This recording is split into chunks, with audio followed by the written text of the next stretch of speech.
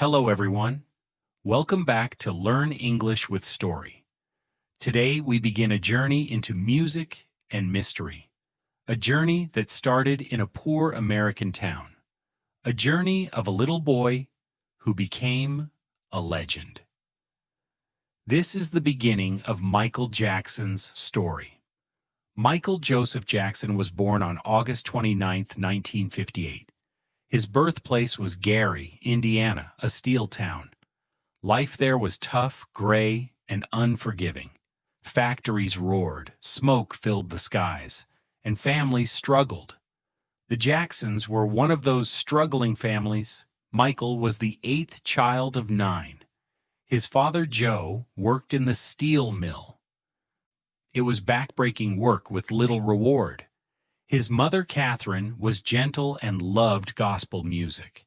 She sang while cooking, cleaning, and raising children. Music was the soul of their small home.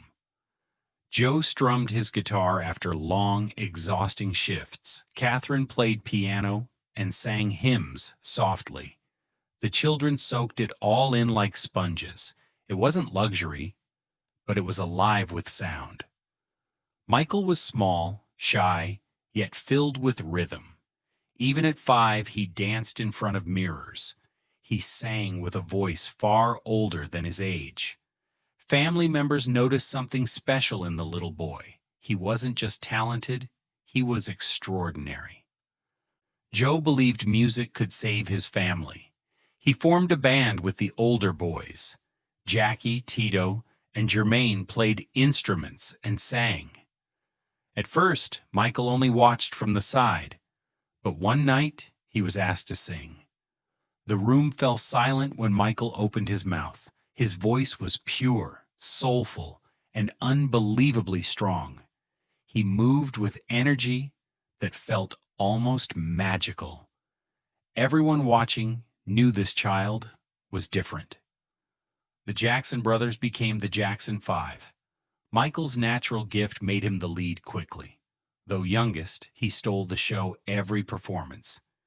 He danced like a spark, sang like an old soul. Crowds were shocked by the tiny boy's power. No one could take their eyes off him. Practice soon filled every hour of their days. Joe demanded strict discipline from all his sons. He pushed them, corrected them, sometimes harshly. Michael often cried after practice, exhausted and sore. But when the curtain rose, magic returned instantly. By the late 1960s, the group's fame spread. They played in talent shows, local clubs, small theaters. People talked about the Jackson 5 everywhere. Their energy was electric, their sound unforgettable, and at the center, Michael's voice led the way. In 1968, the family reached a turning point. They auditioned for Motown Records in Detroit.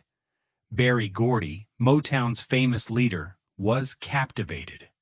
Soon, the Jackson 5 signed their first major contract. Michael was only 11, yet already a star. Their debut single, I Want You Back, exploded. It climbed straight to #1 on Billboard. Then came ABC, The Love You Save, I'll Be There. Hit after hit, each one topping the charts. The Jackson 5 became an international phenomenon overnight. Michael danced across television screens with dazzling energy. He spun, he slid, he smiled with confidence. Audiences everywhere screamed his name with passion. Posters filled bedrooms. Toys carried his image. Michael Jackson was now a global idol. But behind the cheers, reality told another story. Michael's life was far from a normal childhood.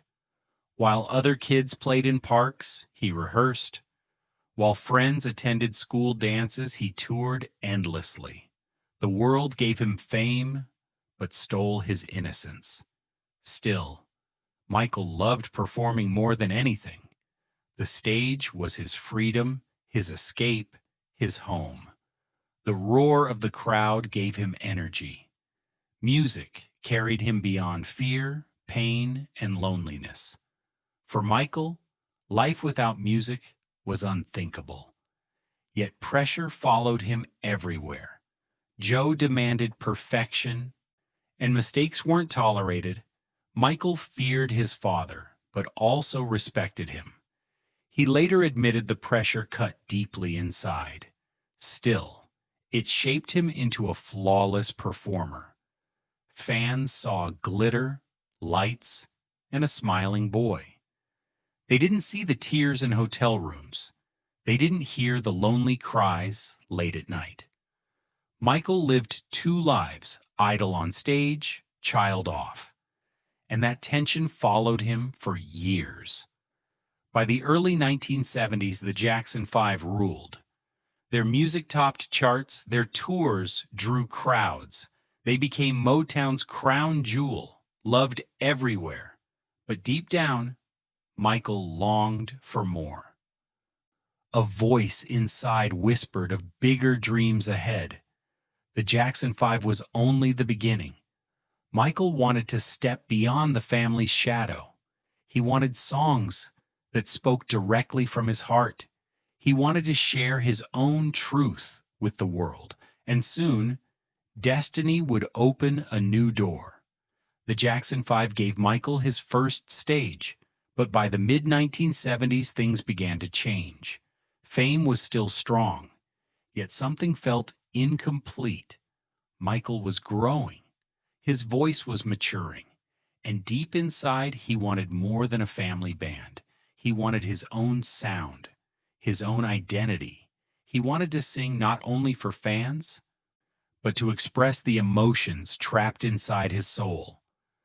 This longing pushed him toward a solo career, and soon, destiny began to answer his call. In 1979, Michael released Off the Wall. It was fresh, energetic, and uniquely his. Songs like Don't Stop Till You Get Enough electrified crowds. Critics praised the young star's transformation. No longer just the Jackson Kid, he was Michael. The album sold millions worldwide. But for Michael, it wasn't enough. He knew he carried something far greater within. He told close friends, "I want to create magic, something that touches every soul on earth." That something came in 1982, Thriller. The world had never seen anything like it. Every track felt timeless, alive, unstoppable. Songs like Beat It, Billie Jean, and Thriller, each became an anthem. Each left history forever changed. The music video for Thriller changed the industry. It wasn't just a video, it was a short film. Zombies danced, Michael transformed, the world gasped, television replayed it endlessly, fans memorized every move. MTV grew with him, and pop culture was reborn. Then came the dance move that froze time, the moonwalk. On a stage in 1983, Michael glided backward. The audience screamed. Jaws dropped in disbelief. It wasn't just a step. It was pure magic. In that moment, Michael became untouchable. Thriller became the best-selling album ever recorded. Over 50 million copies sold around the world. Michael Jackson was no longer just a star. He was the king of pop, crowned by millions. Every stage he touched turned into history. But fame carried both light and shadow. Fans camped outside his hotels day and night.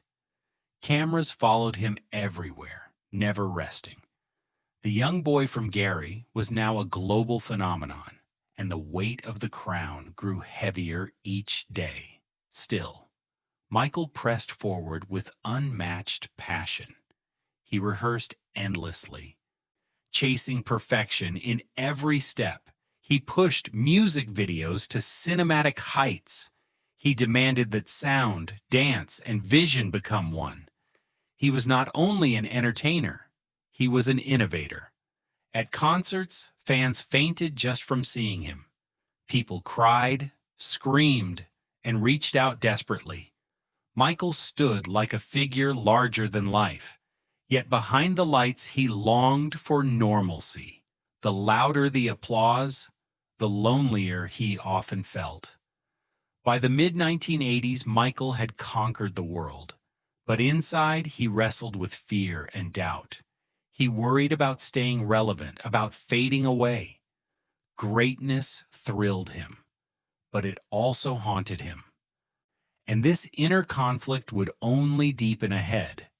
The success of Thriller was unimaginable, but Michael was not satisfied with past glory. He believed every project should be bigger, deeper. So he began working on his next vision. The result was the 1987 album Bad. Bad brought a new, sharper image of Michael. He wore leather, chains, and carried bold confidence. Songs like Smooth Criminal and Man in the Mirror soared. The album sold over 30 million copies worldwide. Michael proved he was not a one-time wonder. His concerts during this era were breathtaking. Stadiums filled with hundreds of thousands of fans. Some fainted at the mere sight of him. Security carried people out as crowds roared louder. Michael gave everything: dance, voice, heart, soul. The moonwalk had already become his signature, but he kept inventing new moves, sharper rhythms. Every performance was a battle against gravity itself. He rehearsed endlessly, seeking perfection in each beat, and audiences believed they were witnessing the impossible.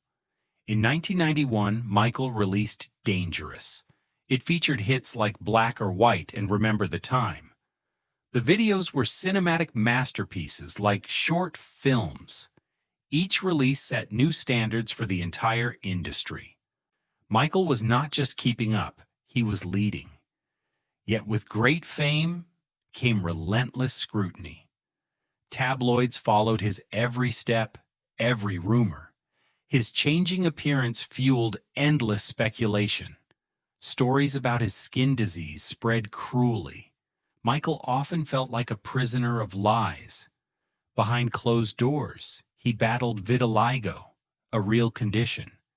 It caused patches of skin to lose color permanently. Instead of sympathy, he faced ridicule and judgment. The pain of misunderstanding cut deeper than applause healed. Fame gave him power, but rarely gave him peace. Despite the pressure, Michael used fame for good. In 1985, he co-wrote We Are the World. The song raised millions for famine relief in Africa. He donated to hospitals, children's charities, and research. He visited sick children quietly, away from cameras. Michael believed his true mission was to heal, not only through music, but through action. He built the Heal the World Foundation. He spoke about peace, unity, and caring for children. He wanted the world to love, not just to listen. Still, the brighter his light, the darker the shadows grew. The media twisted stories, magnified rumors, chased scandals. Michael's shy nature made him an easy target. He withdrew more, retreating into Neverland Ranch, a place where he tried to recreate lost childhood. At Neverland, he built rides, animals, and games. It was magical, but also misunderstood by outsiders. To some, it was strange. To him, it was healing. He longed for the innocence fame had stolen, but the world rarely gave him the kindness he sought. By the mid-1990s, Michael's life was a paradox. On stage, he was the king of pop, invincible. Off stage, he was fragile, sensitive, easily wounded. His music united millions, but his heart felt alone. Glory and grief walked beside him every day. Then came History in 1995, his most personal album. It was both a reflection and a defense. Songs like Scream and They Don't Care About Us carried anger. Others like Earth Song called for healing the planet. Michael poured his truth into every lyric, every note. The world saw a superstar with unmatched brilliance, but close friends saw a man exhausted by fame. Michael often asked, "Why can't they see my heart?" He wanted to be loved for who he was, not just for the image created by tabloids. Still, he continued to break barriers and inspire. His tours spanned continents, uniting people across cultures. His videos pushed technology and imagination further. He proved music could be more than entertainment. It could be vision, message, and universal language. But shadows continued to grow around his life. Accusations, lawsuits, and endless headlines followed him. Each one chipped away at his peace of mind. The boy who once found freedom on stage now felt trapped by the same spotlight he once loved. And yet, even under this crushing weight, he sang. He danced. He gave. He poured himself into music. Because for Michael, the show was always bigger. Bigger than pain, bigger than judgment, bigger than fear. But the road ahead would test him like never before. By the late 1990s, Michael Jackson stood at a crossroads. He had already achieved what most could never imagine: fame, records, awards, and the title King of Pop. But behind the curtain, storms brewed quietly and dangerously. The 2001 album Invincible showed flashes of brilliance. It featured songs like You Rock My World. The album sold well, yet critics expected miracles again. Michael felt crushed by expectations that never stopped rising. No success seemed enough to silence the voices. At the same time, his personal life grew turbulent. The press no longer focused on his art. Instead, they chased rumors about his face, his skin. They speculated endlessly about his children and lifestyle. Michael was haunted by tabloids everywhere he turned. The harsh spotlight reached a peak in 2005. Michael stood in court, accused of unspeakable crimes. The trial lasted months, draining his spirit deeply. In the end, he was found not guilty, but the stains of suspicion followed him forever. Afterward, Michael withdrew from the public eye. He spent time in Bahrain, then Ireland, searching for peace. Friends described him as gentle, sensitive, even childlike. Yet inside he carried enormous pain and loneliness. Still, he never gave up on music.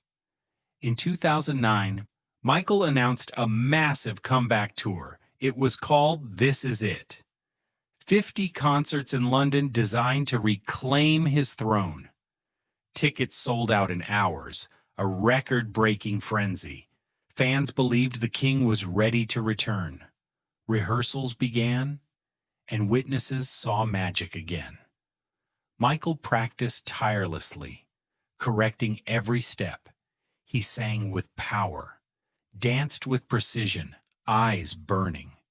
The frail man disappeared. The performer returned in full. For a moment, it seemed destiny had forgiven him. But behind the rehearsals, a darker reality grew. Michael suffered from chronic insomnia, unable to sleep. For years, he had relied on medication. His private doctor, Conrad Murray, administered powerful sedatives. Among them was propofol, a drug meant for surgery.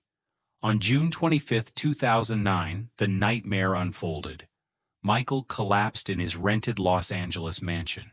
His doctor tried desperately to revive him, but the drug cocktail had silenced his heart forever. Michael Jackson was pronounced dead at age 50. The world froze. News networks interrupted programs with breaking headlines. Fans rushed to hospitals, crying, shouting, singing his songs. Twitter crashed under the weight of global grief. The king of pop was gone, but disbelief lingered.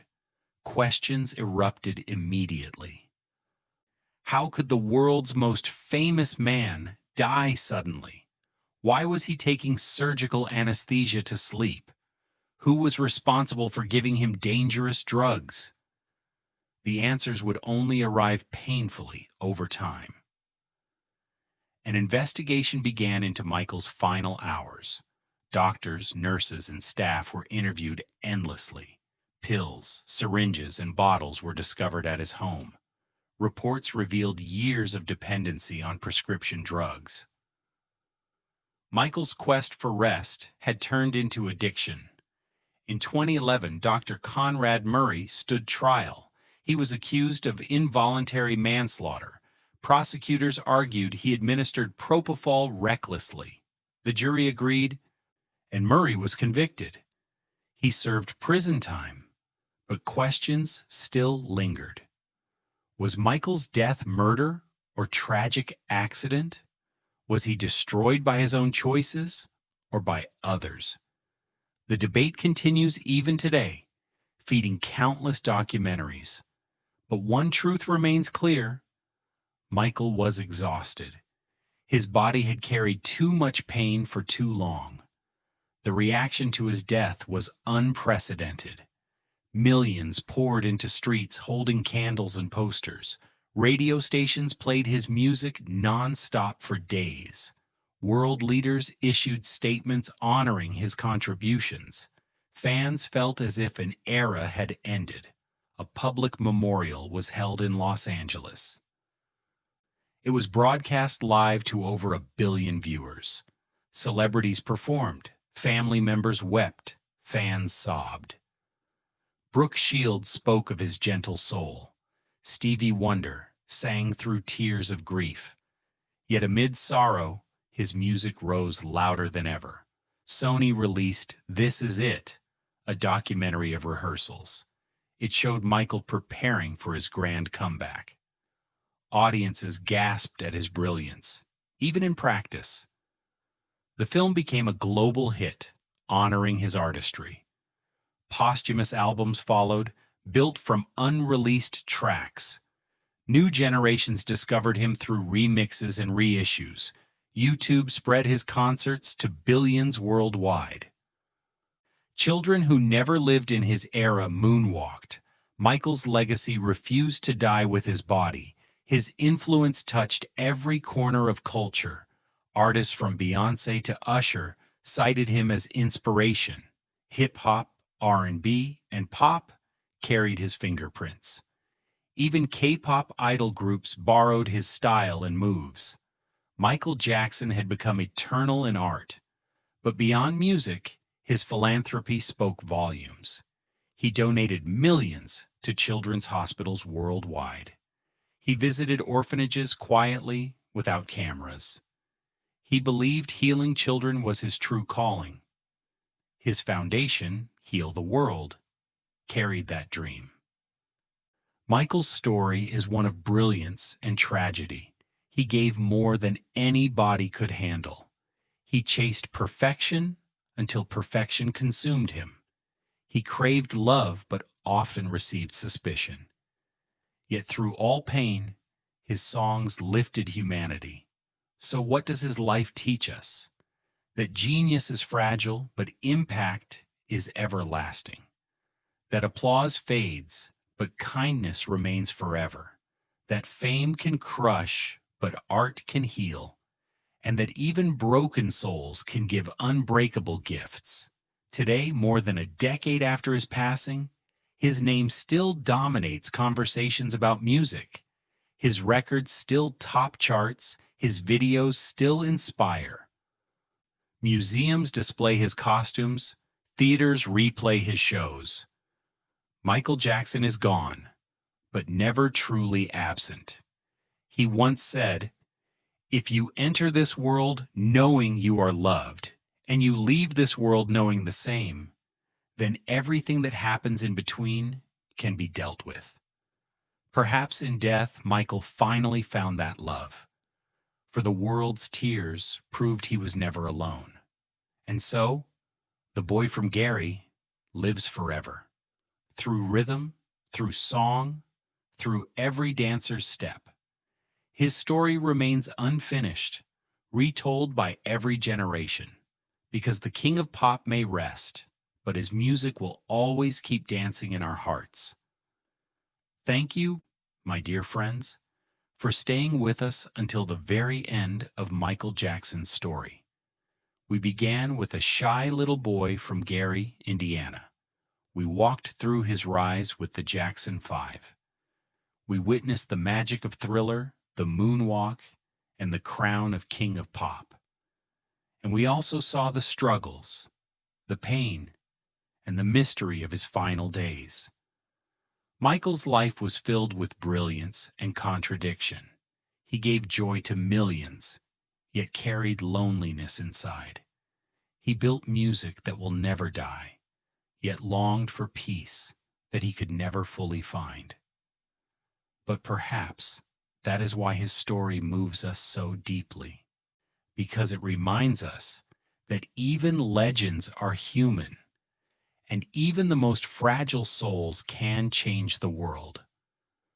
So, my friend, what can you take from this story? Maybe it is the courage to follow your passion. Maybe it is the reminder that kindness is greater than fame. Or maybe simply, it is the call to keep your own music alive. If this story touched you, share it with someone you love. And remember, your voice too matters in this world.